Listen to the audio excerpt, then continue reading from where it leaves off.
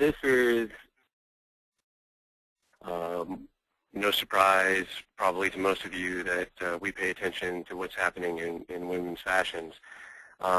We consider women to be the primary buying influence, even if they're not the person necessarily writing the check or actually in the store picking up the fixture. And we've noticed over the years that home certainly keeps, and by home we mean home furnishings and textiles, et cetera, certainly pay attention or follow fashion trends for women. In planning or designing light fixtures, we try to coordinate or bracket with those colors, but it doesn't mean we necessarily want to conform. For example, mustard yellow, if that became the hot trendy color of the moment, I'm not sure you'd want a light fixture on your ceiling 3 years down the road that was mustard yellow. So we try to put a little thought into that. You've probably noticed, certainly in women's fashions in the last year to year and a half, and creeping over into men's as well, that a return to bolder colors, and these bolder colors are influenced by the neon colors of the 80s, for those of you old enough to have been around and appreciated that era. But the newer take on it, they're a little darker, their color shifts a little bit to the dark side, and they're a little less fluorescent, for the most part, at least in terms of their home application. And you've certainly seen tangerines. Tangerine was a lighter tangerine was sort of the it color of this year, especially in summer fashion for women. You're also seeing a lot of blues and purples, but we see them kind of merging to a really interesting purple blue. How does that necessarily translate to lighting? Well, these are obviously trendier colors, and perhaps not something you'd want to invest in a chandelier in that color that you would have to take down off the ceiling in 5 or 2 years if you get sick of the color. But certainly in terms of portables that are easier to change out, that also add a pop of color to a room, or that can be worked around in a couple of years. You can see it from that Wildwood fixture that was taken directly from the 1-800 lighting site. And then on the far right, there's, on the more contemporary side, that Pablo Pardo two-piece in a purple-blue acrylic, and even a diesel fixture that's been around for a couple of years, that tripod mount. That fixture that may look a little alien to you in the middle, in that radioactive tangerine color, is one coming from us, actually, at the end of this year. And we also have developed a purple-blue color that same lamp will be available in. Everyone likes to try and figure out what the new black is, but in our case, we're pretty sure that the new black is sort of a lighter take on black, in that sense being a graphite or a charcoal or a gray. We see those as certainly a little safer.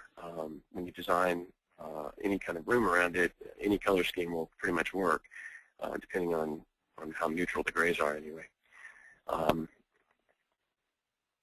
And you can see that in fixtures today, even more recent ones, whether it be the gray metallic paint and finish on that metal art piece, or the charcoal fabric on the elk fixture. Troy Lighting does a beautiful dark charcoal painted finish on several fixtures. And then a little on the lighter side is one of our fixtures.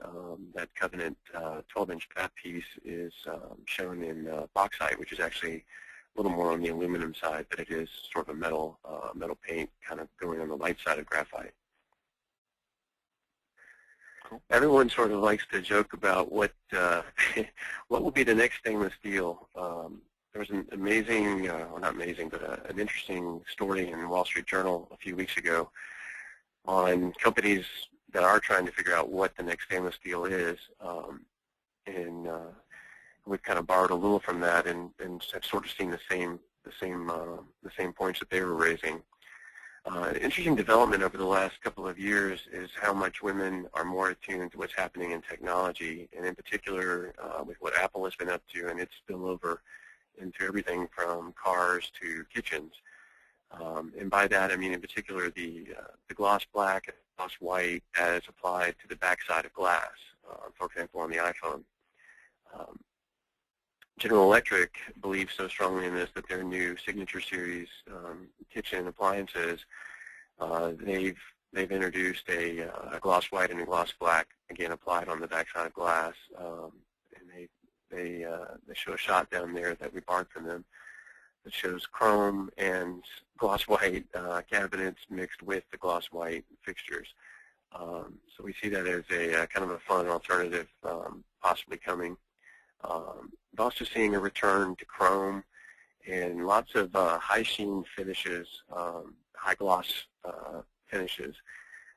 Clearly the jury's still out. Stainless steel has had a really nice 25-year reign as the predominant or determining finish in kitchen appliances, as well as even light fixtures, whether it be brushed nickel or some other take on stainless. We're showing some alternatives that we're offering, gloss white on the fixture on the bottom, or a more pearlescent, slightly gold shimmery sheen on the pearl that we do on that little cage frame pendant. Interesting. I never heard that called the iPhone effect. That's changing home fashion as well as phone. Interesting. It is, and even in automobiles, the majority of cars are now sold in gloss white, and that's they've directly traced that to women's buying habits and the iPhone effect again. And gloss black is, I think, number 3. And even though they tend to show dirt a little more on a car, they're far more preferred than the kind of stainless or kind of duller gray finishes that have been dominant the last 10 or so years. And since you're a materials guy, the kitchen appliances, not that you're an appliance expert, but they are actually, it is a glass and the finish is applied to the glass. They can't get the same look straight onto the metal? No, it's a very different effect, because you get the beautiful depth from the finish being on the backside of the glass. So in addition to the gloss of the finish, you get that, 1/4 inch or 3/8 inch glass kind of magnifying that and giving you some beautiful depth. Sort of you can emulate it a little bit with like a piano lacquer kind of effect, but it's much richer and deeper. And practically, it's a lot better. It's easy to clean, and you can't damage the finish. Yeah, it won't ever smash. Or I guess it's not more fragile than a stainless steel metal, but no, it's a high strength tempered glass. So I'm sure they've done their homework on it. But great, thanks. The other thing we kind of always joke about is what are the neutrals at the moment. And we're seeing a shift in the neutral finishes being used in rooms, still on the warm side, but shifted a little grayer, more like taupes, buffs, and ivories than some of the whites, or even the kind of the tan color scheme that's been predominant since the arts and crafts kind of movement picked up steam in the 2000s. So you're seeing a really nice soft palette that kind of took the stronger grays that were used on more accent walls or accent pieces the last few years, kind of shifting those lighter tones for a whole room effect, and get a little of that, kind of the hotel spillover as well. In terms of another thing coming out of women's fashions are the big, bold, exaggerated prints, some of which have a very literal tie-in to a specific period, pardon me, a la the kind of mid-century patterns on the purse, for example, shown on the screen, but also just big, bold patterns, whether they're taken from the 1800s or early 1900s, whether they're florals or strong geometric patterns. How that translates into lighting is more of a sculptural thing, at least the way we take it. Shown over there at far right are some beautiful LZF pieces that are made of they call it plasticized wood veneer, but they do them in strong colors. But you're definitely putting a bold, not a typical geometric pattern necessarily, but certainly a big sculptural piece on the ceiling. And we do that as well. We've had a piece online for 4 or 5 years now, that recycled aluminum pinwheel pendant that's shown on the center of the screen. We don't do those necessarily in colors, but we have other kind of larger sculptural pieces. But that's how we see that trend as it's emerged and kind of taking shape in terms of light fixtures anyway. Not at all the conventional chandelier shapes that we've grown up and are used to. That being said, there's still growth in the resurgence of the 1960s, more dapper kind of Mad Men style, that the trend that kind of came out of the early space age with long, delicate tapers, some natural materials with the woods and leathers. We've got a collection that we are shamelessly plugging here. The Masquerade collection, you may recognize that little table lamp from earlier. We're offering that in a number of finishes, and from that radioactive tangerine to this, which is a finish we call Statue Garden, which goes a little bronzy, it goes a little olive, and it goes a little gold, depending on kind of the room and the surroundings, but certainly works with that kind of look and effect. Another resurgence, the late 60s, early 70s, kind of big geometric pieces. There's a neat piece down there from Holly Hunt. There are interpretations of that kind of look available from a number of companies, from Macrame and ET2 to others. But there's an interesting little image there on the bottom right that's actually a home in Miami Beach that's for sale. It used to belong to Jennifer Lopez and Mark Anthony. It's still on the market if you're interested, but you can see kind of a typical application for that geometric piece. Very cool. The piece at upper right there is an upcoming piece from us as well that sort of plays into that, but it also sort of takes a cathedral pendant and scales it down for a residential application.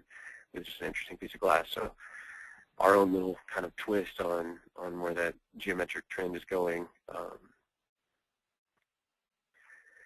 Still playing in that same time period, a design style we like to call Elvis. Just living in Las Vegas, we have a certain affinity for the former king. But it's really, and we call it that largely because if you are a fan of Elvis movies, a lot of the late 60s and early 70s movies he did all kind of feature that same design ethic, but it's exaggerated turnings, or what used to be a wood lathe fixture, early Americana pieces, but scaled up and done out of metal. And we see that trend now, but it's evolved to being out of different materials, whether it be glass, it could still even be wood or stone. And we show a piece that we do that it's been around for a couple of years, but sort of takes that effect, borrows from the past in terms of a typical lantern piece, but again done out of something a little unexpected. It's not the usual Gothic lantern piece that you might expect. Vintage glass has certainly been on the rise the last year or two, and that directly traces its origins to some beautiful, delicate, handmade jewelry in women's fashions the last few years. They're sort of adapted the look of power pole insulator glass that a lot of people still collect to this day, with the beautiful blue tones and kind of seafoam greens. We've taken that somewhere where we like to be a little more comfortable, at least in terms of the recycled glass nature. We're making these out of new glass, but it is all recycled. So we're making new pieces, but it's all recycled bottle glass. So it recaptures a little of that warmth and feel of the power pole insulator glass. And we do it in a variety of styles and shapes, and there are a number of other companies doing that as well. In fact, I think you have it on your site too. There's a beautiful Troy piece that uses actual power pole insulator pieces. I'm not sure if they're recreations, but it's a neat effect. A nice way to tie a vintage piece in a warm way. Right. There's also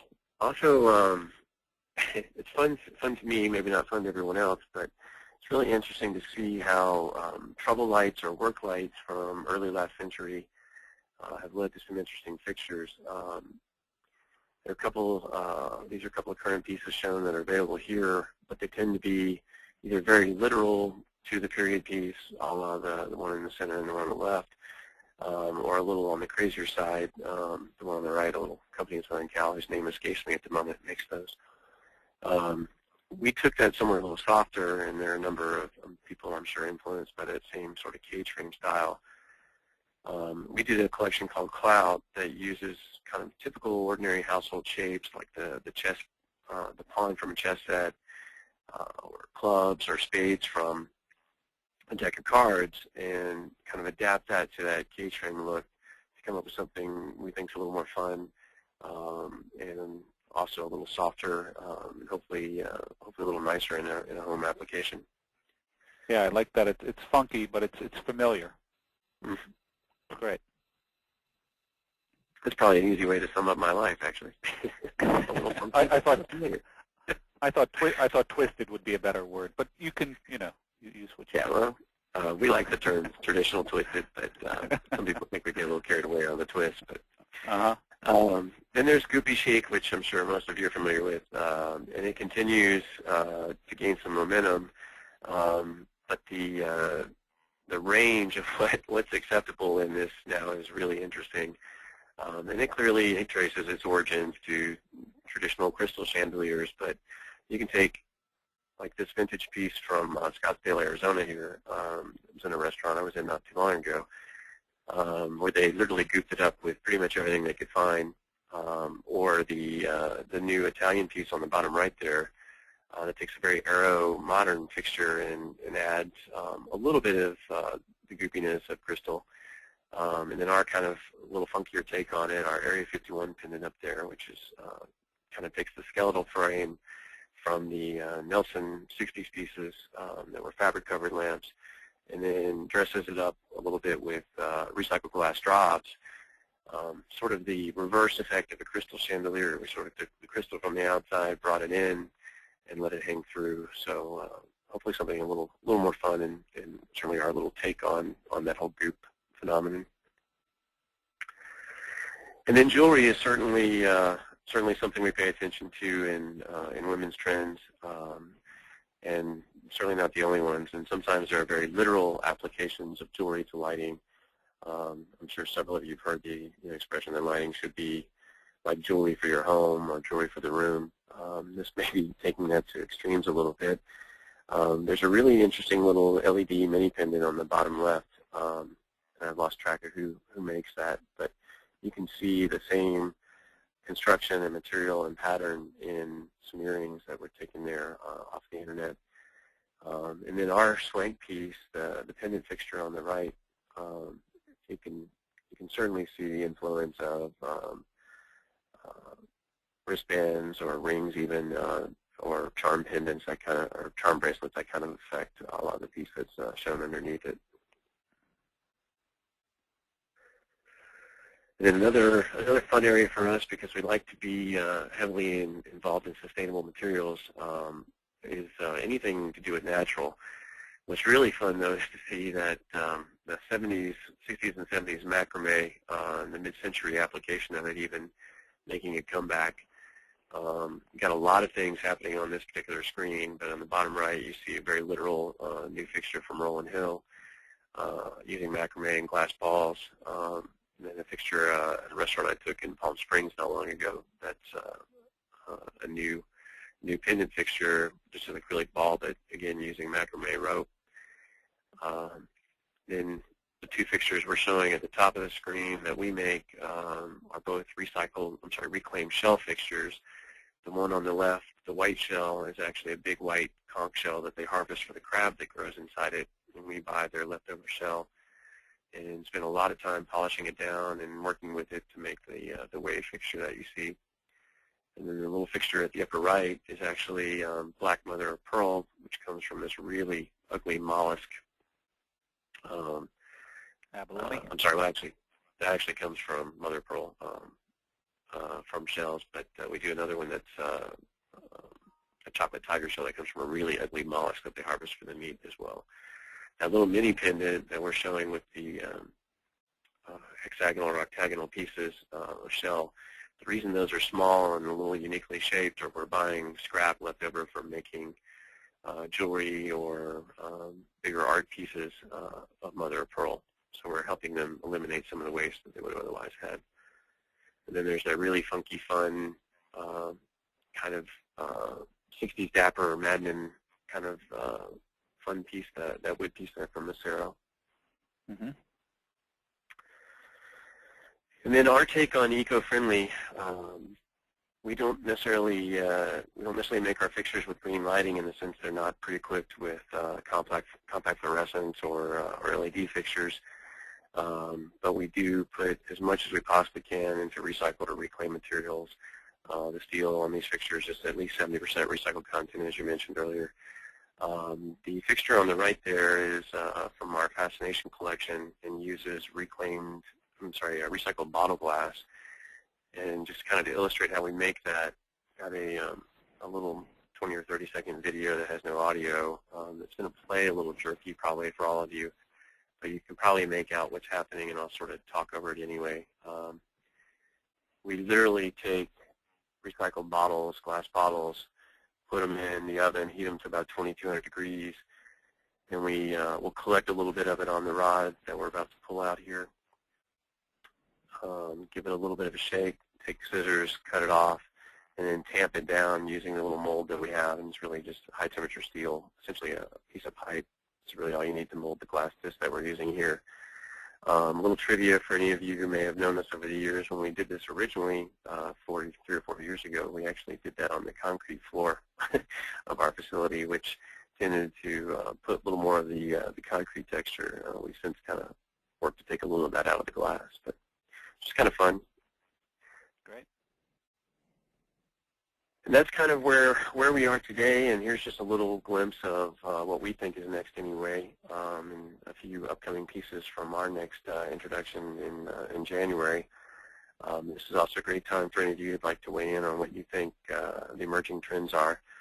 But you can see a little of the 60s tapered influence on the far right fixture. You can certainly see the fun, bold color on the pendant fixture that we're doing there in the middle, and also a little bit of if you remember the 60s, the free-floating mod fireplaces, that some of them had that kind of elongated teardrop effect, and some were more cone-shaped, but just having some fun with those iconic shapes. And then just a fun take, another kind of ball pendant, but just a little fun geometrically as well.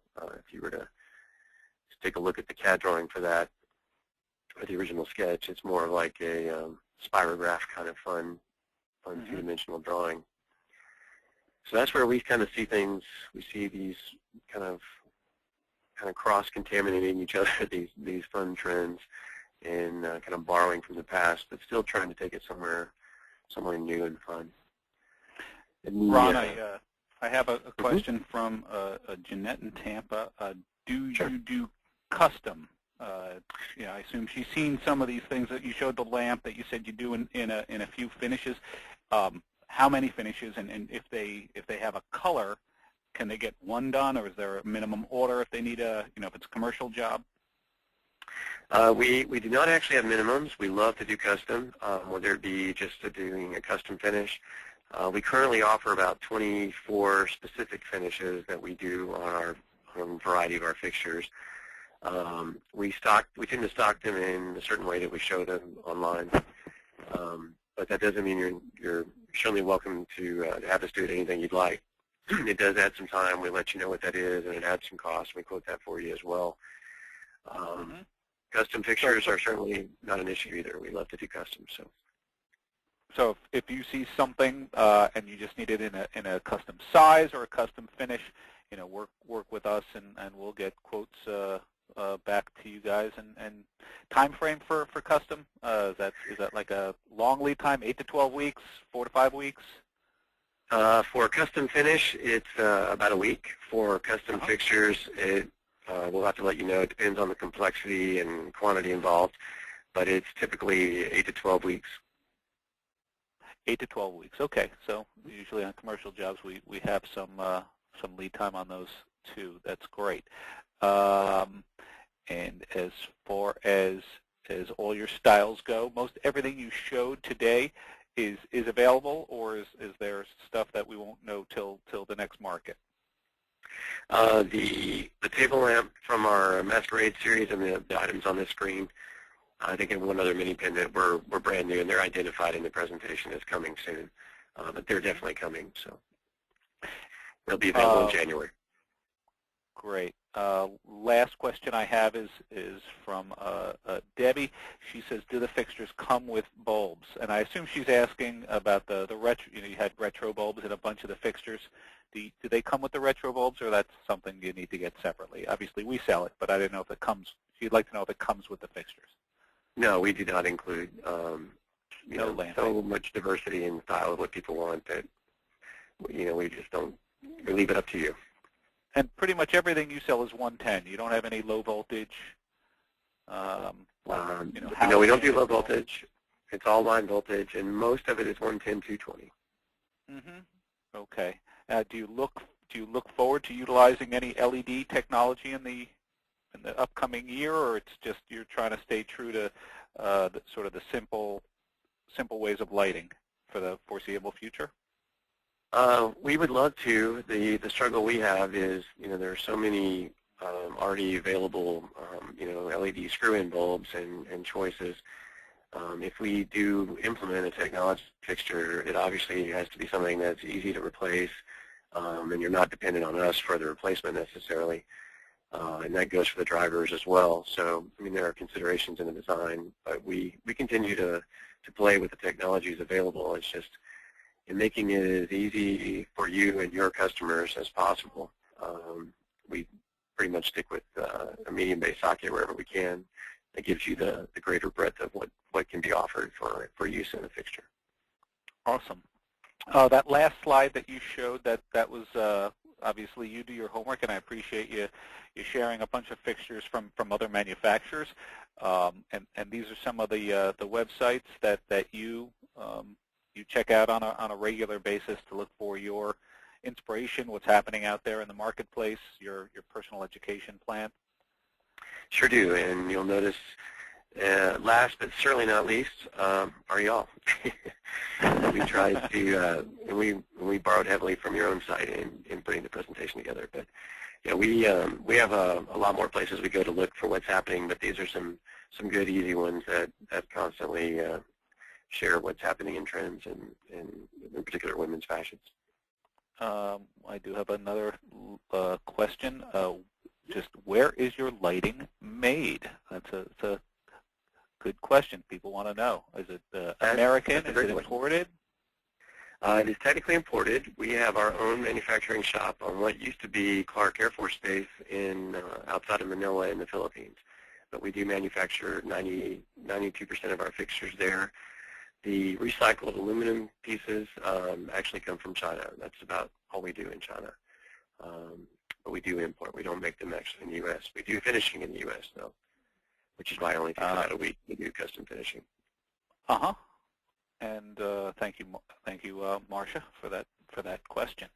I don't see any other further questions coming up here, so I just want to absolutely thank you, Ron. That was great, and we are going to be sending a follow-up email to all attendees with a full recording of today's webinar in case you missed something or want to see something over again, along with the slides that you saw here today.